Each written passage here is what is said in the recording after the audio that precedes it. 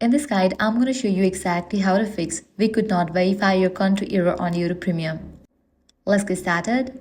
So if you're unable to subscribe or purchase keeps failing, just follow these steps carefully.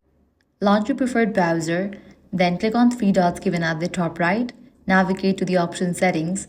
Once you're in Settings, go to Privacy and Security on the left side, then click on Third-Party Cookies and select See All Site Data and Permissions. At the top, you'll find the search bar. Type YouTube into it, and when it appears, click the trash icon to remove all stored data. This helps clear old location and payment session data that often causes this error. Next, check your browser extensions by going to the Extensions section.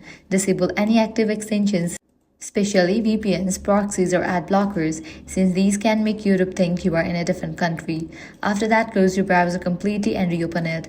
Then go back to YouTube and try subscribing to Premium again. If the issue still persists, try opening YouTube in a different browser like Chrome, Edge, or Firefox and attempt the purchase there. This creates a fresh session and usually resolves recent detection problems.